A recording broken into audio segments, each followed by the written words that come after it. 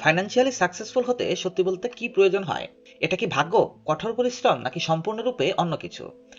আজকের ভিডিওতে আমরা এক্সপ্লোর করব 6 key take away from the richest man in Babylon book থেকে, যেটা আমাদের ভ্যালুয়েবল ইনফরমেশন প্রোভাইড করবে কিভাবে আপনি আপনার টাকাকে ম্যানেজ করবেন।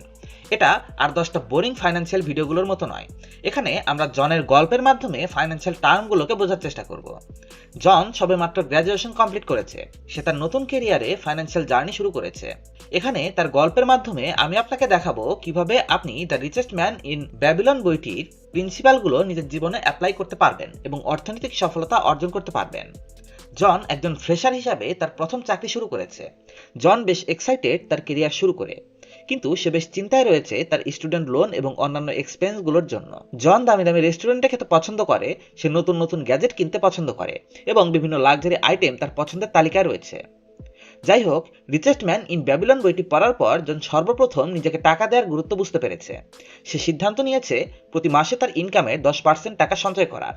সে এই টাকাটা তার সেভিংস অ্যাকাউন্টে সঞ্চয় করে সিস্টেমটাকে অটোমেট করে দিয়েছে, যাতে তার এর ব্যাপারে অতিরিক্ত চিন্তা করতে না হয়। সময়ের সাথে সাথে জন বেশ বড় অ্যামাউন্টের টাকা সঞ্চয় করে ফেলেছে, যেটা তার ঋণগুলো শোধরাতে এবং ভবিষ্যতের জন্য ইনভেস্ট করতে সে ব্যবহার করবে। জনের গল্পটি আমাদের প্রথম শিক্ষা হিসাবে শেখায় পে ইউর সেলফ ফার্স্ট, মানে আপনার ইনকামের একটা অংশ সর্বপ্রথম ইনভেস্টমেন্টের জন্য রাখুন। সব ধরনের এক্সপেন্স এবং খরচগুলো করার পূর্বে এই কাজটা করতে হবে। বইটি আমাদের বলে প্রিন্সিপালটি সময়ের সাথে সাথে সম্পত্তি তৈরিতে হেল্প করবে। আপনি প্রতি মাসে প্রথমে কত টাকা নিজেকে দেন? বইটি রিকমেন্ড করে অ্যাটলিস্ট 10% ইনকাম আপনার নিজেকে দিতে হবে। The key is to make it a habit and stick to it. এই প্রিন্সিপালটাকে অ্যাপ্লাই করার জন্য একটা ইম্পর্টেন্ট ট্রিক হলো আপনার সঞ্চয়কে অটোমেট করুন। একটা ডাইরেক্ট ডিপোজিট বা automatic bank transfer system set করুন, যেটা আপনার টাকাকে অটোমেটিক্যালি আপনার সেভিংস অ্যাকাউন্ট অথবা ইনভেস্টমেন্ট অ্যাকাউন্টে পাঠাবে। এর মাধ্যমে আপনার টাকা প্রতিনিয়ত গ্রো হতে থাকবে। আসুন জনের গল্পটিতে ফেরত আসি। জন যে এক্সপেন্সিভ ডিনারগুলো করতো এবং যে গ্যাজেটগুলোর পেছনে খরচ করতো, সেগুলোর কি হবে এখন? দেখুন, প্রথম উপায়টি অ্যাপ্লাই করার পর জন বুঝতে পেরেছে তার খরচগুলোকে কন্ট্রোল করা প্রয়োজন। এর ব্যাপারে সঠিক রাস্তায় সে থাকে। সে তার খরচগুলোকে ট্র্যাক করতে শুরু করে। সে অপ্রয়োজনীয় জিনিসগুলো থেকে খরচ কমায় এবং টাকা সঞ্চয় করার বিভিন্ন ক্রিয়েটিভ উপায় খুঁজতে থাকে। উদাহরণ হিসেবে, সে বাড়িতে রান্না করা খাবার খায়, সে বিভিন্ন কুপন এবং ডিসকাউন্টের ব্যবহার করে শপিংয়ের ক্ষেত্রে। এটা আমাদের বলে the second key take away is to live below your means. নিজের ইনকামের একটা অংশ থেকে খরচগুলোকে কমপ্লিট করার ফাইন্যান্সিয়াল সাকসেসের জন্য অত্যন্ত জরুরি। It's not about how much money you make, but how much you keep and grow. নিজের আয়ের মধ্য থেকে ব্যয় করা আপনাকে কৃপণ হতে বলে না, কিংবা আপনি যে জিনিসগুলোকে এনজয় করেন বা যেগুলোর পেছনে ব্যয় করেন সেগুলো থেকে দূরে থাকতেও বলে না। এটা শুধু আপনাকে বলে আপনাকে একটু চিন্তা ভাবনা করে খরচগুলো করতে হবে। আপনাকে প্রতিটা ক্ষেত্রে কনসিয়াসলি চয়েস করতে হবে। কিভাবে আপনি আপনার রিসোর্সের সর্বোচ্চ ব্যবহার করবেন এটা আপনার বুঝতে হবে। আপনার আয়ের মধ্য থেকে ব্যয়কে নিয়ন্ত্রণ রাখার একটা উপায় হলো এক্সপেন্সগুলোকে ট্র্যাক করা এবং একটা বাজেট তৈরি করা।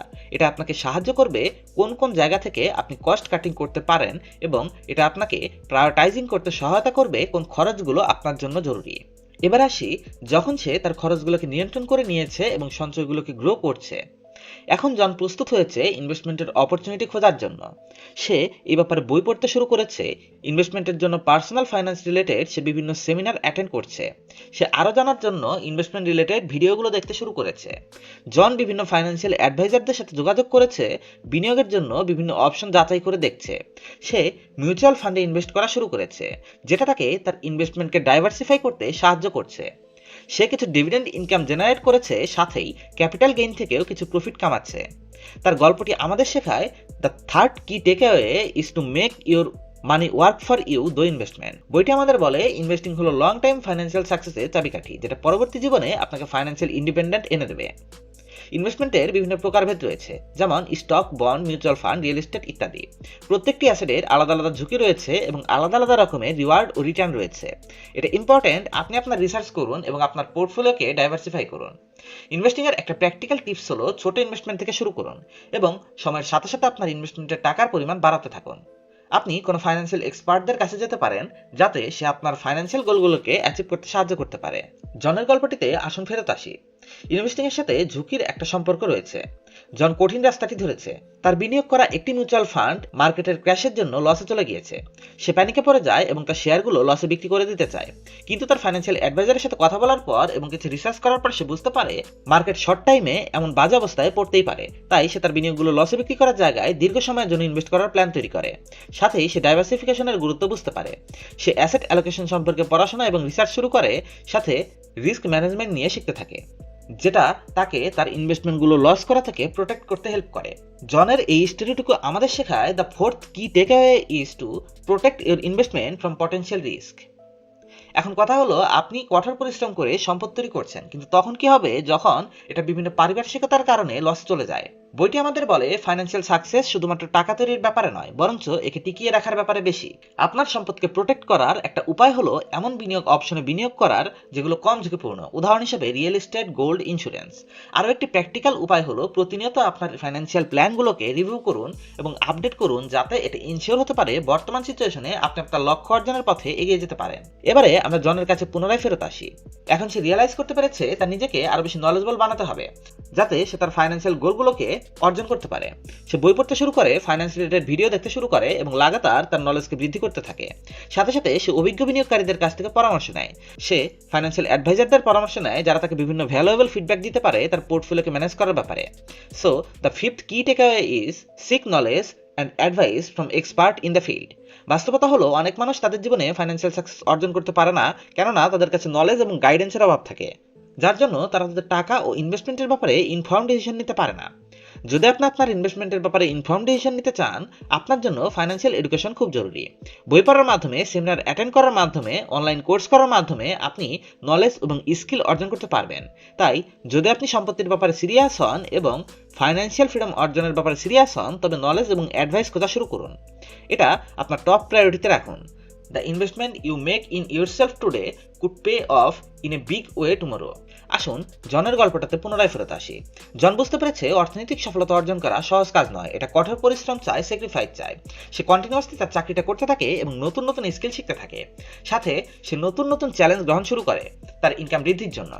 সাথে সে তার ইনভেস্টমেন্ট স্ট্র্যাটেজিতে দীর্ঘ সময় পর্যন্ত লেগে থাকার ব্যাপারে সিদ্ধান্ত নেয় এবং সবসময় তার দৃষ্টি থাকে দীর্ঘকালীন সফলতার ব্যাপারে। জনের এই স্টোরিটি আমাদের বলে দ্য সিক্সথ কি takeaway is calculated risk. Calculated risk মানে এমন একটা রিস্ক যেটা আপনি নিচ্ছেন ভ্যালুয়েশন এবং রিসার্চের উপর ভিত্তি করে। এখানে আপনার উদ্দেশ্য থাকে হায়ার রিটার্ন অর্জন করার। অন্যভাবে বললে এর মানে এই নয় যে আপনি অন্ধের মতো আপনার টাকা স্টক মার্কেটে বিনিয়োগ করছেন বা অন্য কোনো ইনভেস্টমেন্ট অপশনে বিনিয়োগ করছেন। এর মানে এইও নয় যে আপনি এমন কোথাও বিনিয়োগ করছেন যেখানে আপনার টাকা 1 বছরে ডাবল করার প্রতিশ্রুতি দিচ্ছে। ক্যালকুলেটেড রিস্ক নেওয়া স্মার্ট ও ইনফিল্ড ডিসিশন নেওয়ার art. So start exploring your options, diversify your portfolio and take action to achieving your financial dreams. যদি আমরা the richest man in Babylon বইটির সামারি শর্টকাটে বলি, তবে এর 6টি পয়েন্ট রয়েছে। এগুলো ছিল 6টি শিক্ষা যা আপনাকে আপনার রিচেস্ট ভার্সনে পরিণত করতে পারে এবং আপনার ফাইন্যান্সিয়াল গোলগুলোকে অ্যাচিভ করে দিতে পারে।